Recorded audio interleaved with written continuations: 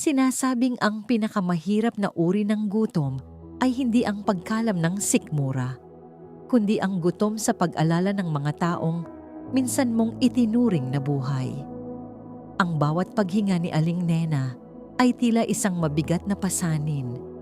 Tinitingnan niya ang kanyang mga palad na dati ay puno ng grasa mula sa hardware, puno ng harina mula sa pagbe-bake para sa mga kapitbahay, ngunit ngayon ay tuyot at nanginginig na lamang sa lamig ng gabi. Ang tanging kasama niya ay ang isang lumang radyo na wala ng baterya. Isang piping saksi sa mga balitang dati ay sabay-sabay nilang pinakikinggan ng kanyang mga suki habang nagtatawanan. Ngayon, ang katahimikan ng kanyang dampa ay tila sumisigaw. Ipinamumukha sa kanya ang bawat taong lumisan nang maubos ang kanyang biyaya. Sinubukan niyang tumayo para kumuha ng tubig, ngunit ang bawat galaw ng kanyang kasukasuan ay nagpapaalala sa kanyang katandaan. Sa bawat hakbang, tila naririnig niya ang mga bulong ng mga taong dati ay nakapaligid sa kanya. Mga boses na ngayon ay naging mailap na hangin na lamang. Ibalik natin ang orasan. Noong ang hardware ni Aling Nena ay ang pinakamalaki sa bayan. Noong ang bawat kanto ay naririnig ang kanyang tawa. Dagdag isa, hindi lang hardware ang kanyang tindahan. Ito ay naging sentro ng komunidad kung saan ang bawat problema ay may solusyon. Kapag may nasiraan ng bubong, nandoon si Nena. Kapag may kailangang ipako sa pangarap na bahay, siya ang nagbibigay ng materyales nang walang down payment. Dagdag dalawa, maaga pa lang, amoy kape na at mainit na pandesal ang kanyang bakuran dahil alam niyang darating ang mga trabahador na walang almusal. Para sa kanya, ang yaman ay hindi sinusukat sa laman ng bangko, kundi sa dami ng mga tiyan na nabusog niya bago sumapit ang tanghalian. Dagdag tatlo, naaalala niya ang bawat ngiti ng mga batang binibigyan niya ng candy tuwing hapon. Ang tingin niya sa lahat ay pamilya. Isang malaking pagkakamaling ginawa niya nang may buong katapatan. Hindi alam na ang iba ay naroon lang pala dahil sa lilim ng kanyang puno at hindi dahil sa pagmamahal sa kanya. Si Carding ang itinuring niyang parang sariling kapatid. Sa bawat krisis ng pamilya nito, si Nena ang unang takbuhan. Noong operasyon ng anak ni Carding, hindi nag-atubili si Nena na ibenta ang kanyang huling alahas para lang hindi mamatayan ng mahal sa buhay ang kanyang kaibigan. Ang akala niya, ang bawat pisong inilabas niya ay puhunan para sa isang tapat na samahan. Ipinagmamalaki pa siya ni Carding sa buong barangay. Sinasabing si Aling Nena ang kanilang living saint. Ang mga salitang ito ay tila musika sa pandinig ni Nena. Mga papuring akala niya ay galing sa puso. Ngunit iyon pala ay mga palamuti lamang habang siya ay mapapakinabangan pa. Madalas silang mag-usap ni Carding tungkol sa hinaharap, tungkol sa kung paano sila magtutulungan hanggang sa pagtanda. Naniniwala si Nena na ang katapatang itinanim niya kay Carding ay magbubunga ng proteksyon. Isang maling akala na naging mitsa ng kanyang pinakamasakit na pagkabigo. Ang apoy ay nagsimula sa isang munting kislap, ngunit sa loob ng ilang minuto, ang lahat ng pinaghirapan ni Nena ay nilamon ng naglalagablab na pula. Ang bawat kahoy, bawat bakal, at bawat dokumento ng kanyang pag-aari ay naging abo sa harap ng kanyang naniningkit na mga mata. Ang init ng apoy ay tila humahalik sa kanyang balat. Ipinapaalam na tapos na ang kanyang panahon ng karangyaan. Habang nagliliyab ang kanyang hardware, nakita niya ang mga kapitbahay na nanonood lang. Ang iba ay may bakas ng awa, ngunit ang iba ay tila naging bato sa panonood. Walang sino man ang naglakas loob na pumasok o tumulong para isalba ang kahit anong gamit. Nang maapula ang apoy, tanging ang amoy ng usok at ang itim na abo ang natira sa kanyang pangarap. Sa gitna ng pagkawasak, ang tanging hinahanap ng kanyang mga mata ay ang mga taong pinautang niya, umaasang may isang lalapit at dadamay sa kanya.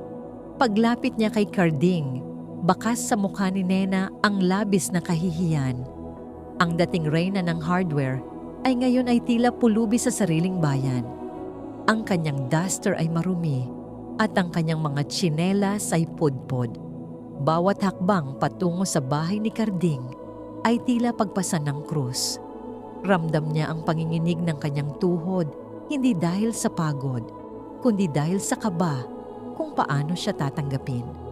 Ang pinto ni Carding, na dati ay laging bukas para sa kanya, ay dahan-dahang sumara bago pa man siya makapagsalita ng buo.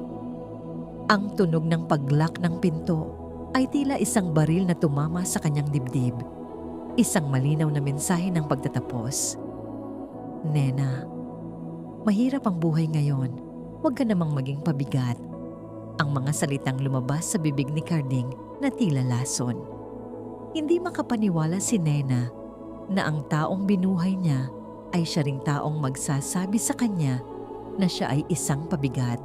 Habang naglalakad siya sa ilalim ng tirik na araw, nakita niya ang mga suki niya na dati ay halos magmakaawa para sa diskwento. Ngunit ngayon ay hindi man lang makatingin ng diretsyo. Ang kanilang mga mata ay tila naging bulag sa kanyang presensya. Pilit na iniiwasan ng anumang obligasyon ng utang na loob.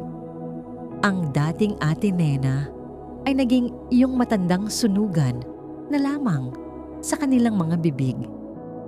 May nakasalubong siyang isa pang kakilala, si Aling Celia, na may bit-bit na maraming groceries. Ngunit sa halip na magbayad sa dating utang, mabilis na tumawid ng kalsada si Celia, tila nakakita ng isang taong may nakakahawang sakit. Napaupo si Nena sa isang tabi. Ang uhaw at gutom ay hindi na niya naramdaman dahil sa sobrang pait ng kanyang kalooban. Naisip niya, ganito ba talaga ang tao? Ang bilis makalimot, ang bilis tumalikod kapag wala ka nang maibubuga. Sa loob ng kanyang dampa, ang tanging pagkain niya ay isang lumang tinapay. Kinain niya ito kasabay ng kanyang mga luha.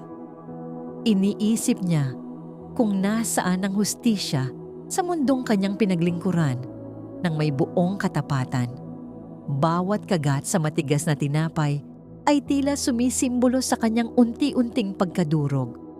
Naisipan niyang itapon ang listahan ng mga utang ng mga tao.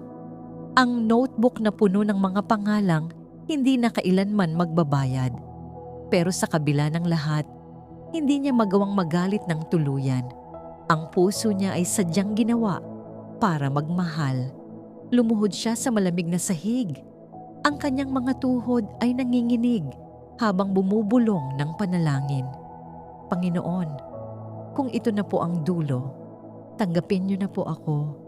Pero kung may layunin pa ako, bigyan niyo po ako ng lakas. Ang sasakyang huminto ay tila isang panaginip sa gitna ng kanyang kahirapan. Ang kintab nito ay kabaligtaran ng kanyang madungis na bakuran. Ang pagbaba ng lalaki ay tila isang eksena sa pelikula. Bawat kilos nito ay puno ng respeto. Nakatingin lang si Nena, hindi makagalaw. Iniisip na baka maniningil ito o baka papaalisin na siya sa kanyang tinatambayan. Ngunit nang makita niya ang mga mata ng lalaki, may nakita siyang pamilyar na kislap. Isang kislap ng batang dati niyang inaalagaan sa lansangan noong ito ay wala pang matuluyan. Ang mga supot ng groceries na inilabas ng lalaki ay puno ng mga pagkaing dati ay pinapangarap lang ni Nena. Ang amoy ng sariwang prutas ay tila isang mensahe mula sa langit. Natapos na ang kanyang panahon ng pag-ayuno. Si Marco pala yon, ang batang tinulungan niya noong wala pang nakakapansin dito. Ikinwento ni Marco na ang bawat pagsisikap niya ay dahil sa isang babaeng naniwala sa kanya.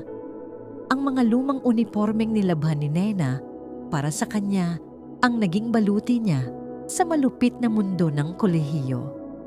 Hindi niyo alam, Aling Nena. na nung mga gabing gusto ko nang tumalon sa tulay dahil sa hirap, naalala ko yung ngiti niyo. Ani Marco habang umiiyak. Ang bawat sentimo na ibinigay ni Nena noon ay nagbunga ng milyon-milyon ngayon. Tumingin si Marco sa paligid ng dampa at lalong nag-alab ang kanyang kagustuhang iligtas si Nena. Hindi niya hahayaan na ang anghel na nagligtas sa kanya ay mabulok sa isang lugar na hindi karapat-dapat sa kanya. Sa tuwing tinitingnan niya ang sunset mula sa kanyang bagong balkonahe, nararamdaman niya ang tunay na kapayapaan. Natanto niya na ang pinakamalaking investment niya pala ay hindi ang mga bakal at semento, kundi ang mga buhay na sinalba niya nang walang hinihintay na kapalit. Ang mga taong tumalikod sa kanya ay nanatiling pulubi ang kaluluwa. Ngayon, si Aling Nena ay hindi na natatakot sa bukas. Alam niya na ang bawat buto ng kabutihan na itinanim niya sa dilim ay may nakatakdang panahon ng pag-aani. Kahit hindi ito galing sa taong inaasahan niya, ang kanyang kwento ay naging inspirasyon sa mga kabataan na ang kabutihan ay hindi kailanman isang pagkakamali. Sa huli, si Aling Mapagbigay ay nanatiling mapagbigay. Ngunit ngayon, ang kanyang pagbibigay ay may kalakip na karunungan. Sana ay naging gabay sa inyong gabi ang kwento ni Aling Nena. Tandaan, hindi mahalaga kung ilang tao ang makakalimot sa iyo. Ang mahalaga ay hindi ka nakalimutan ng Diyos na nakakakita ng iyong puso. Huwag kalimutang i-click ang subscribe at ang notification bell para sa ating araw-araw na dosis ng katotohanan. I-share ang videong ito sa isang kaibigan na kailangan ng paalala.